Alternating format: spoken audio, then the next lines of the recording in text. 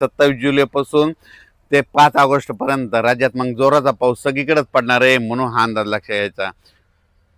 त्याच्यानंतर सांगायचं झालं तर अहिल्यानगर जिल्हा, पुणे जिल्हा, नाशिक जिल्हा तिकडं काय होणार आहे 21 तारखेच्या नंतर चांगला पावसाला सुरुवात होईल आणि सरी मात्र पुणेकडं तिकडं सुरू होतील, म्हणून हे अंदाज लक्षात यायचा.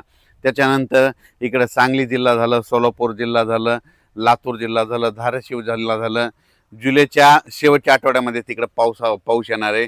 तिकडे सध्या तरी असा मोठा पाऊस तिकडल्या भागात नाही, म्हणून लातूर जिल्हा, त्याच्यानंतर धाराशिव जिल्हा, सोलापूर जिल्हा, सांगली जिल्हा ह्या भागातील शेतकऱ्यांनी, बीड जिल्ह्याच्या काही भागातील शेतकऱ्यांनी लक्ष द्यायचा. आता हे जे पाऊस येणार आहे म्हणजे आता 21 जुलैपासून जे जास्त पाऊस फक्त आता पूर्व विदर्भ आणि पश्चिम म्हणजे 14 जिल्ह्यामध्ये जास्त पडणार आहे, म्हणून हे अंदाज लक्षात यायचा. त्याच्यानंतर यात्रा परतल्याच्या नंतर मात्र महाराष्ट्रामध्ये सगळीकडे जोराचा पाऊस पडणार आहे, म्हणून हा अंदाज लक्षात यायचा. म्हणजे 27 जुलैच्या नंतर राज्यात मग 27 जुलै ते 5 ऑगस्टच्या दरम्यान मग राज्यात सगळीकडे जोराचा पाऊस राहील, म्हणून हे अंदाज लक्षात घ्यायचा.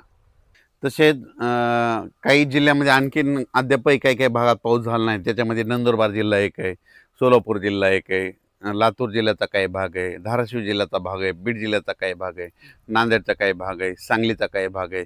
त्या भागात मात्र 21 जुलैपासून ते 5 जुलैच्या दरम्यान तिकडं देखील दररोज वेगवेगळ्या भाग 21 जुलै ते 5 ऑगस्टच्या दरम्यान तिकडं देखील त्या भागात पाऊस पडेल आणि त्यांचे देखील पेरण्या होणार आहेत, म्हणून हा अंदाज लक्षात यायचा. नंदुरबार जिल्ह्यात देखील आता ह्या 15-16च्या दरम्यान म्हणजे 16-17च्या दरम्यान नंदुरबार जिल्ह्यात देखील पावसाला सुरुवात होणार आहे, म्हणून ह्या नंदुरबार जिल्ह्यासाठी आनंदाची बातमी.